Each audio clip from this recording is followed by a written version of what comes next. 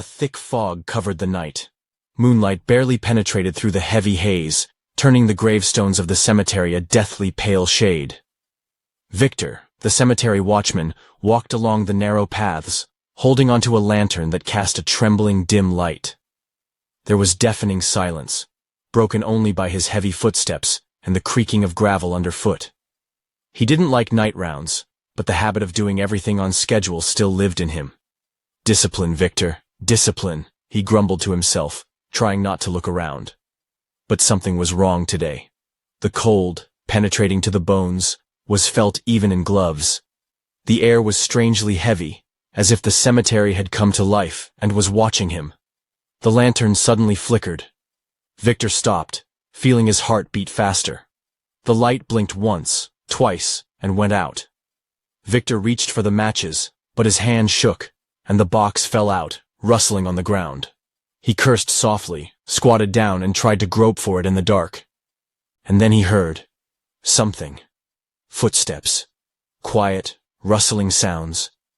They weren't getting any closer, but they weren't moving away either, as if someone was walking in circles around him. Victor froze. My heart was pounding, and an icy trickle of sweat was running down my back. "Who's there?"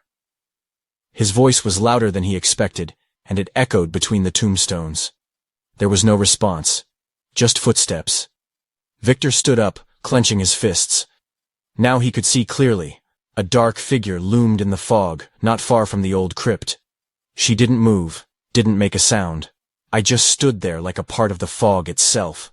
"Hey, I see you!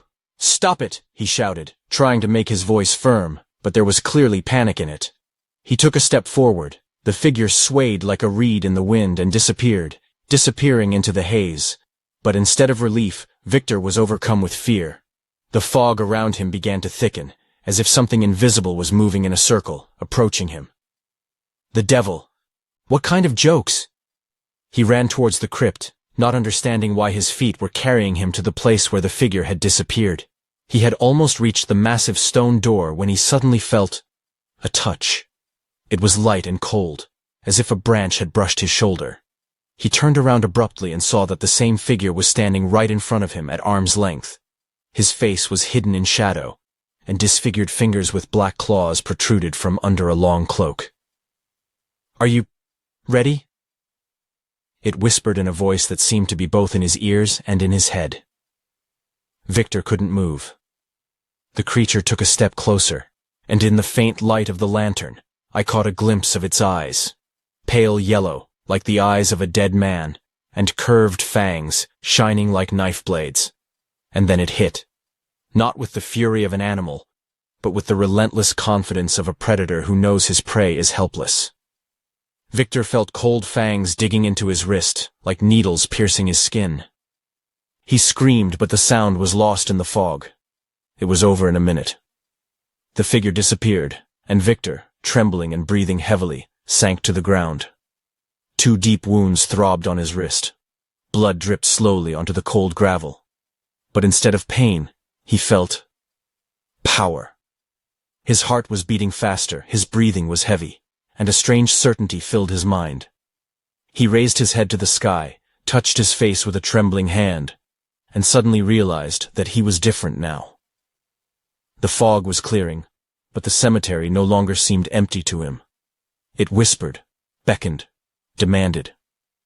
Several days have passed since the night when Victor first felt the touch of the ancient master. His wrist wounds were no longer bleeding, but they were also not healing, leaving dark, inflamed marks. He wasn't sleeping anymore. Instead of sleeping, he spent hours sitting in his small house near the cemetery chapel, watching the night consume the old graves. Something inside him had changed. The blood of those who had already gone into the ground no longer quenched his thirst. The thick, rotten taste of decomposition was disgusting. Victor realized that he wanted living blood. Warm, beating from the arteries like a fountain, full of life. His gaze increasingly lingered on the people who came to the cemetery. Men, women, old people. Each of them seemed to be a walking vessel, the source of what now seemed to Victor to be an integral part of his new existence. That night, he noticed her. A young woman with long black hair, wearing a heavy black coat and holding a bouquet of white lilies in her hands. She stood quietly by the newly erected tombstone, her shoulders shaking in convulsive sobs. Victor watched her from afar, hiding in the shade of a century-old oak tree. She was perfect, alone, consumed by grief. He saw her fingers clutching the cross on her chest and her lips whispering a prayer. The woman won't hear him until it's too late. When she turned to leave, Victor was already ready. His footsteps were noiseless, as if he himself had become a part of the cemetery. "Hey, you forgot the candle," he said, maintaining an even, almost friendly tone. She shuddered and turned around, seeing a man standing a few steps away with a lantern in his hand. His face seemed calm, and his gaze was insistent. "I'm sorry. Me?" Her voice was trembling, but she stopped. "Yes. You don't want your loved one to be left without electricity, do you?" Victor pointed to a single candle burning near the tombstone. The woman looked around and smiled sheepishly. "Thanks. I completely forgot." She took a step back, and Victor stepped forward, closing the distance between them. His hand slipped into his pocket, clutching the heavy iron key to one of the old crypts. "Can I help you?" "What is it?" he asked, but his voice sounded different. The woman became alert. "No, it's not worth it," she began, but she didn't have time to finish. He rushed at her with superhuman strength, pushing her to the ground. The woman's screams broke the silence of the night, but Victor did not stop. His hands tightened around her throat, cutting off any attempts to call for help. Only her trembling legs were hitting the ground, scattering gravel. When she went limp, Victor picked her up in his arms. Her head hung limply, and her hair trailed on the ground. He walked towards the old crypt, not noticing how the blood from her split lip was dripping onto his coat. The crypt greeted him with silence. The heavy door creaked, revealing the cold stone darkness inside. Victor laid her body on an old marble slab. The woman was still alive. Her breathing was weak but regular. "You won't die quickly," he whispered, running his fingers over her pale face. "The master will be pleased." He locked the door with a heavy iron key and put it in his pocket. Let death come to her slowly. May fear and despair make her blood even sweeter. The woman came to her senses and started banging on the door, scratching the stone with her nails. Victor smiled. These sounds accompanied him on his way back to the cabin, where for the first time in a long time, he allowed himself to sleep a little. The morning greeted Victor with a pale light and a strange peace. There were faint echoes of night screams in his head, but instead of regret, he felt satisfaction. However, the thirst did not disappear. On the contrary, it flared up with renewed vigor. He slowly got out of bed, got dressed, and, without bothering with breakfast, went outside. The crypt stood like a grim monument to the sins of the previous night. Victor froze in front of the door, feeling a strange chill run through his body. There was no sound from inside. This surprised him. He was sure that the victim would scream, ask for help, or try to break down the door. He didn't open it. Not yet. He just ran his fingers over the heavy door, listening to the ringing silence inside. On the way back, he noticed fresh footprints on the gravel near an old oak tree. Someone was in the cemetery, perhaps the relatives of the deceased, or someone was looking for the one he locked up. His heart began to beat faster. Fear and rage mixed in his mind. They want to find her, Victor thought, and then everyone will realize that it's me.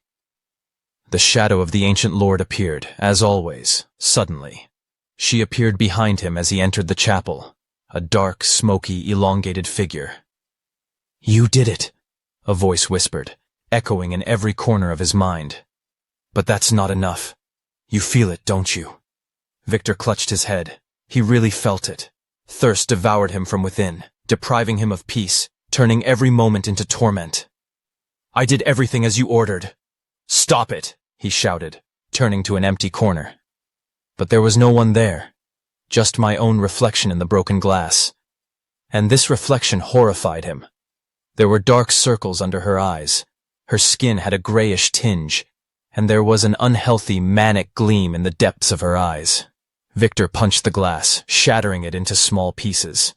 Blood gushed from the split skin, but instead of pain, he felt it. The sweet smell.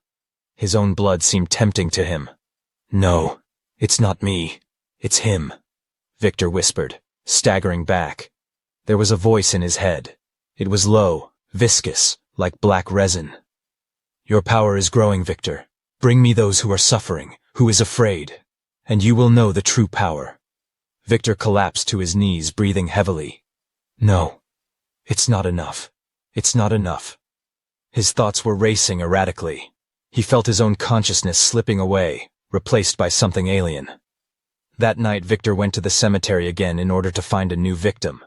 And the more he searched, the more he felt the growing horror. By morning, his mind had cracked. Victor's fortress, which until then had still been based on the remnants of humanity, began to crumble. The night covered the cemetery with its cold blanket again. Victor was standing on the main alley, holding a lantern in his hands. Until a few weeks ago, this light seemed to him like an escape from darkness, but now it was meaningless. The darkness had long been his ally. He couldn't ignore the whispers in his head. The ancient lord no longer needed to appear in front of him physically. His voice, cold and viscous, sounded in every movement of the wind, in the rustle of leaves, in the pounding of his heart. "Bring some more, Victor. Your time is running out." The voice was right. Victor felt that his body was dying every day. The fingers began to become covered with strange sores, and black rot appeared under the nails. He noticed how he could hardly move, and the skin on his face began to peel off, as if he were slowly decomposing. But this evening his purpose was clear. A stranger appeared in the cemetery. A young man, in a nice coat and with a small lamp in his hands. He walked among the tombstones, stopping at each one, and seemed to be looking for something. Victor was watching him from behind a huge granite statue. "Why are you here?" "What is it?"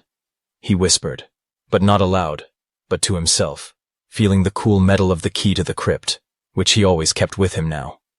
The man looked confident and showed no fear. This annoyed Victor. "You should be afraid. You must understand where you've come to," he thought, gripping the lantern tighter. As the stranger came closer, Victor stepped out of the shadows. "Hey, it's late to be here. The cemetery is closed." His voice was hoarse, but he was trying to make it sound authoritative. The man turned around and nodded. "I'm sorry. I didn't mean to break the rules. I'm just looking for a grave." "My sister. Sister." Victor felt a strange excitement, but his face remained cold. "Are you sure she's here?" "What is it?" he asked, taking a step closer. "There are so many graves here. It's easy to get lost." "I know. They told me it should be somewhere on the south side, but I didn't find anything." "I'll show you," Victor replied shortly. "Follow me." The man thought for a moment, but nodded anyway. Victor led him deeper into the cemetery. He knew every path, every corner, but he was leading the stranger not to the graves, but to the old crypt, which had already become his personal altar. As they approached, the man stopped. "Here?" "What is it?" he asked suspiciously, looking at the massive stone door. "It's some kind of crypt." "Yes, but there is a part of the abandoned site behind it. Many old graves are located there," Victor lied. "Look, here's the key." He picked up an old iron key, turning it in his fingers so that the man could see. "Are you sure?" "This is strange." The man took a step back, his face tense, but Victor didn't try to convince him anymore. He rushed forward with superhuman speed, hitting the man on the head with a flashlight. He collapsed to the ground, gasping in pain, but Victor didn't give him time to recover. He dragged him to the crypt, dragged him inside and slammed the heavy door. Inside, there was darkness and the smell of rot, which only Victor himself did not notice. The man tried to get up, but Victor hit him again, this time with his foot, knocking him to the floor. You're crazy!" the stranger shouted, holding his bruised forehead. Am I crazy? No, Victor growled, coming closer. His eyes were glittering, and a wry smile appeared on his lips. I am the chosen one. You're a murderer. No. Victor squatted down next to the man, grabbing him by the collar of his coat. His face was so close that the man could smell the stench from the watchman's mouth. You're the key. Do you understand? You will make me stronger. The man shook his head, trying to pull away. But Victor was too strong. He left it there on the floor of the crypt, locking the heavy door. The man screamed, struggled, and called for help, but Victor knew that no one would hear him here. Returning to his cabin, Victor felt the weight of what he had done for the first time in a long time. But at the same time, a strange feeling was growing. Joy. Satisfaction. He did his part. Now the master had to grant him power. But somewhere deep inside he felt that something had gone wrong. Victor woke up at night in a cold sweat. The voices did not stop. They filled his head, whispering like snakes, coiling around his mind. The ancient lord's whisper grew louder and more aggressive. You failed me, Victor. Your blood is tainted by weakness. No! Stop it! He cried, clutching his head. His face was glistening with sweat, and his hands were shaking. I did everything you wanted. That's it. The answer was a soft laugh that echoed in every bone of his body. I don't need you anymore. Victor couldn't stand it. He threw off the blanket, rushed to the door, and ran out into the cemetery. The night was moonless, the darkness thick as cold blood. The only light was his flashlight, but even that seemed weak, useless. Victor headed for the crypt. He needed to make sure the victims were still there. He wanted to do something so that the ancient lord wouldn't turn his back on him. The crypt stood in dead silence. Victor grabbed the key and, without hesitation, inserted it into the lock. Victor stepped inside and froze. The body of the first victim, a woman, was lying against the wall. Her fingers were worn to the bone as she tried to claw her way out. His eyes remained open, glazed, with horror frozen in them. Nearby, in the middle of the room, lay the man he had lured last. His face was contorted in agony, and his lips were still moving. Help! Me! The man whispered before falling silent. Victor took a step back. His heart was pounding in his chest, but not from fear, from rage. You should have given me power. Stop it! He shouted, clutching his head. And then he heard a soft rasp coming from the depths of the crypt. He turned around and saw that the shadows in the corners had started to move. They stretched out and formed a familiar silhouette, tall, thin, with empty eyes shining with a pale light. I don't need you, the ancient lord said, his voice sounding as if it came from the very ground. You were just a vessel, Victor. A temporary shell. No, it's me. I did everything for you. Victor rushed to the figure but stumbled into the air. His hands pierced through the void and he fell to his knees. The lantern light went out. The darkness became absolute. And then it started. The crypt seemed to come alive. The walls began to groan, and chunks of stone fell from the ceiling. Victor heard the screams of the victims. They came from all directions. The woman was laughing. The man was calling for help. Stop it! Please! Victor screamed, covering his ears, but the screams were getting louder. Suddenly, he felt movement. Something grabbed his leg. He looked down and saw a bony hand come out of the ground. There's another one behind her. Then, half-decomposed bodies began to rise from the ground.